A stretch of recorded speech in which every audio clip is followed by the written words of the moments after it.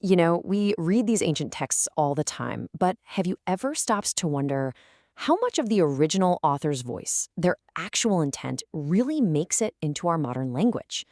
Well, today we're going to pull back the curtain on one of the most influential books ever written and see what might be hiding in plain sight. Because that's the big question, isn't it? When you read a translation, any translation, are you getting the 100% pure message? Or are you getting someone's best guess, an interpretation that's been squeezed through the rules of a totally different language? It's in that gap between the original and the copy where some really cool stuff can get lost. So here's our game plan. First, we'll talk about why even the best translations have their limits. Then we'll get our hands dirty with the Greek alphabet. After that, we'll look at what I like to call the DNA of a noun. It's wild. We'll see what happens when word order goes out the window, hunt for some hidden clues in the grammar, and finally put it all together to see the text in what you could call high definition. Okay, first step, why bother with the original Greek at all? I mean, can't we just trust the experts who did all the hard work?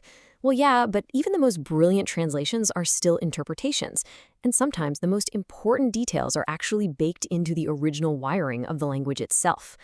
See, the New Testament was originally written in a language called Koine Greek, and we have tons of great English Bibles for sure, but every single one of them had to make choices. How do you translate a phrase that just doesn't exist in English? How do you show a subtle emphasis? Some things just don't have a perfect one-to-one swap. But understanding just a few key facts about the grammar, it's like someone flipping on a light switch in a dark room.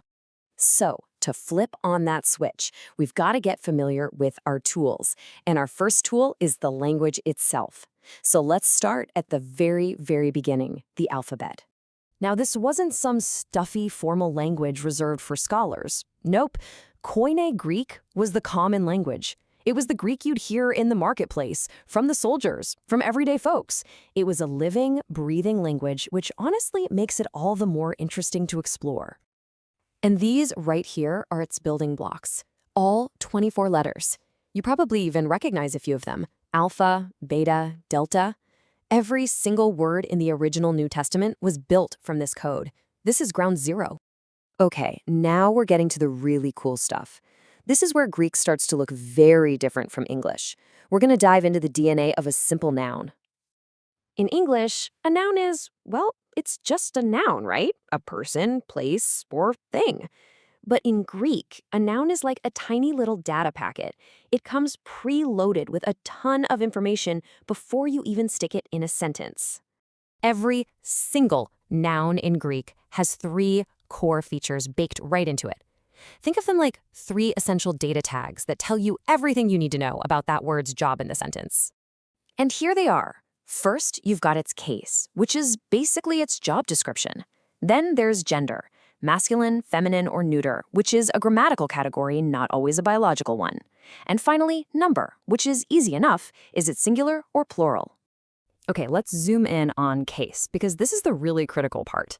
The case tells you exactly what the word is doing in the sentence. Is it the subject, the object? And the key to figuring that out is the word's ending. The ending literally tells you its job description. So here are the 4 main jobs a noun can have. If it's in the nominative case, it's the subject, the one doing the thing. Genitive shows possession, like the will of God. Dative is the indirect object, answering to or for whom, and the accusative is the direct object, the thing getting the action. So why do we care so much about these endings? Well, this right here brings us to maybe the single biggest difference between English and Greek, and for a lot of people, it's a real aha moment. Just look at this. English is super rigid. Dog bites man means something completely different from man bites dog. The meaning is all about the position of the words. But Greek, its word order is flexible. You can move the words around to add emphasis, because the meaning doesn't come from their position, it comes from those case endings. Check this out. Both of these Greek phrases mean God loved the world. See how in the first one, God is at the beginning, but in the second one, the verb is? The order is totally different, but the meaning is exactly the same and perfectly clear. Why? Because the endings on the nouns tell you who's doing the loving and who's being loved. The change in order is just for emphasis. So here's the golden rule, the main takeaway. To properly understand a Greek sentence, you don't look at the word order. You have to look at the word endings. The endings are the secret decoder ring that unlocks the meaning of the whole sentence. All right, so that's the big picture theory. But what's the actual payoff? Let's look at a super quick, practical example of how one tiny little grammatical clue can change absolutely everything. We're going to zoom in on one of the smallest, most common words there is, the definite article, which is just the word the. Now, in English, it's important, but in Greek, whether it's there or not there is a huge flashing sign for the reader. Look at this. The Greek word adelphos, all by itself, with no article, means a brother. It's general, kind of vague. But if you just add the little article ho in front of it, it becomes ho adelphos, which means the brother. Suddenly, it's specific. It's a particular brother the author assumes you already know about.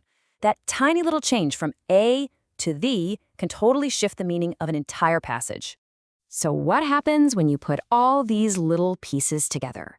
The case endings, the flexible word order, the clues from tiny words like the, well, you start to see the text in a completely new way. So let's recap the big takeaways. Number 1, Greek puts its meaning in the word endings, not the word order. That's the most important rule.